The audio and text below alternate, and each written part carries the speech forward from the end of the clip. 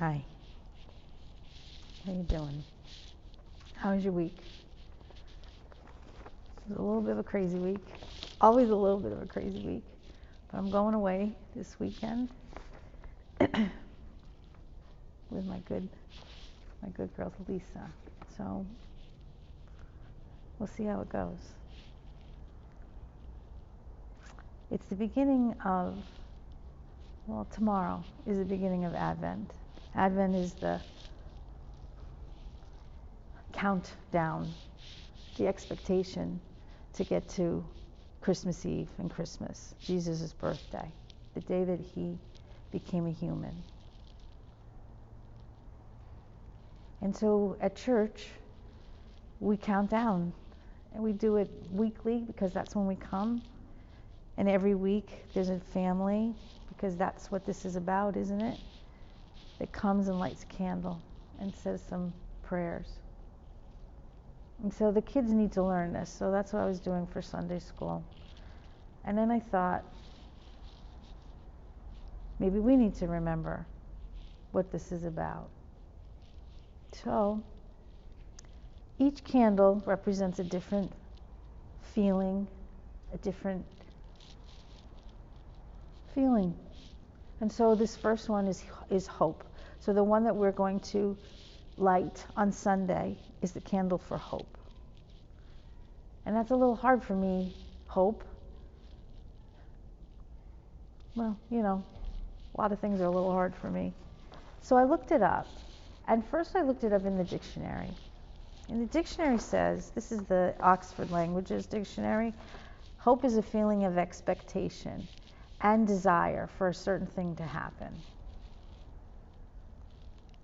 So there's an expectation that what's going to happen is what we want to happen,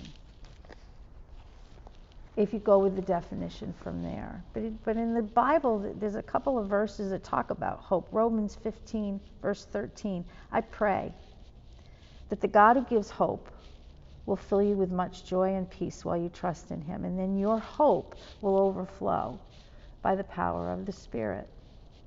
Daniel 9, verse 4. I prayed to the Lord my God, and I told him about all of my sins. I said, Lord, you are a great God. You cause fear and wonder. You keep your agreement of love with all who love you and obey your commands. Hebrews 10, verse 23. Let us hold firmly to the hope that we have confessed. Here's the thing. We use the word hope. I hope it doesn't snow tomorrow. I hope that my child can heal and come out of this. I hope I get that job. Those are not things that are carved in stone. Those are things that we want to happen. We have an expectation that our family will remain whole. We have an expectation that we will be able to have a good job and pay all our bills. And what God is saying is a little different. He's saying, I got your back. Whatever happens, I got your back. Hope is different to different people. I talked to some friends, and one of them said something that drives you, encourages you. Hope is something that you have it, you use it, so that you can get to where you need to be. And hope is kind of like the precursor to faith. Hope is like, I really want this to happen. Faith is, this is definitely going to happen. Hope is, I really want this to happen. I don't know if any of this makes sense, but listen.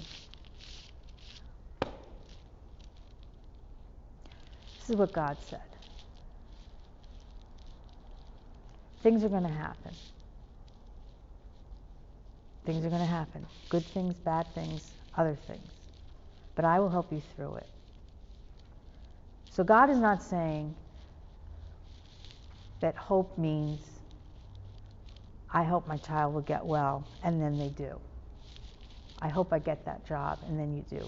The hope that God is giving us, the hope that God is giving us is if it doesn't happen the way we want it to happen, we will still survive.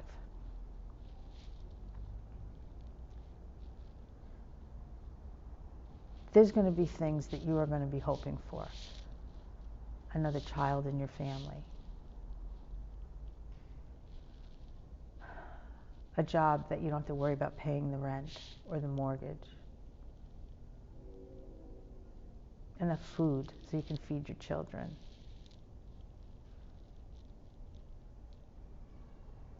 Those are all things that we hope for.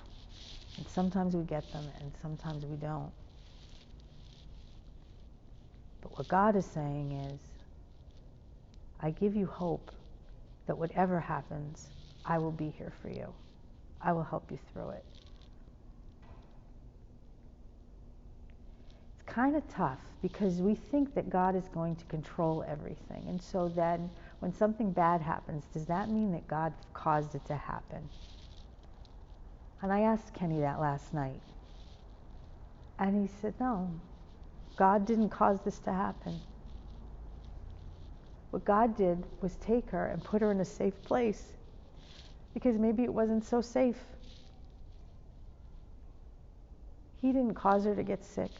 He didn't cause your child, your husband, your mom or your dad to have what they have. What he did was helped your family to be part of that, to be taking care of them, put people in your life to help. And then, when it had to be the way it was, took her to a safe place, took her to heaven. This stuff is not easy to understand. It's not easy to explain because I don't understand. But if I'm going to continue with praying and teaching and listening to God, there has to be that hope that God will get us through. So far, He's getting us through. And maybe even getting Colleen through by making sure she's in a good place. And that she can still be with her daughter and her husband and her best friend and her brother and sister and her parents and her grandparents. And up there where she is, there's more grandparents. I don't want to lose her. I don't want her to not exist. But God said, you put your hope in me, and we got this.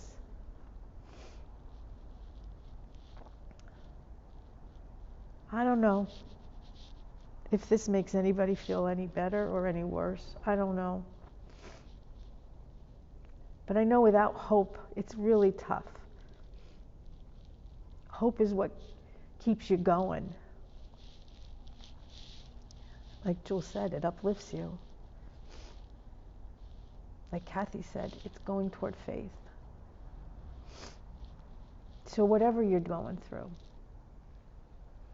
whatever the ups or downs that you have, you can continue to have that hope that you will survive. And if you survive here or you survive in heaven, you're surviving.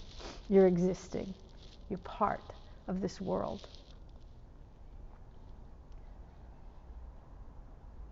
When you're going through something rough, you just think about that.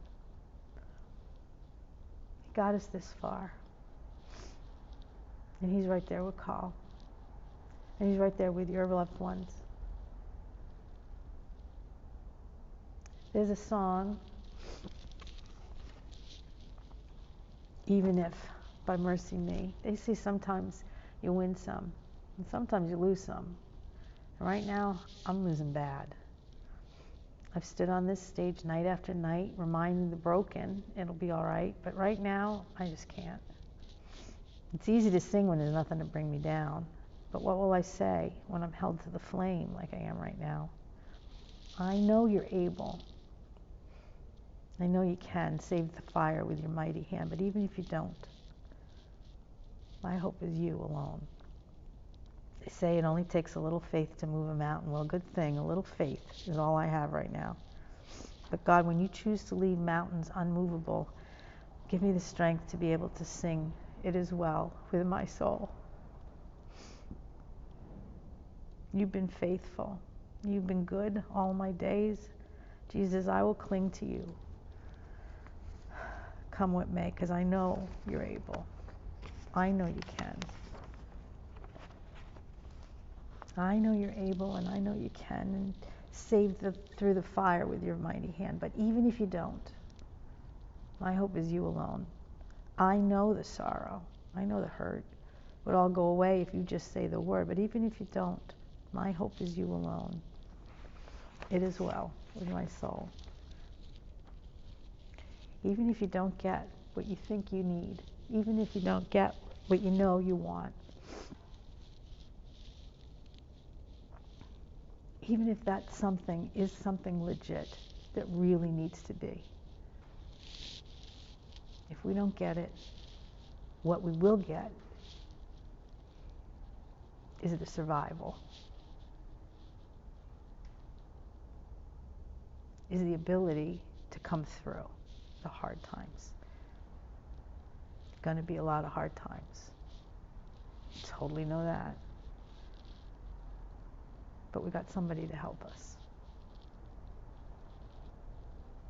So if you take anything from this video, which I hope you do,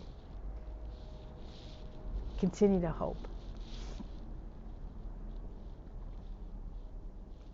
You hope, because that'll get you through. And you know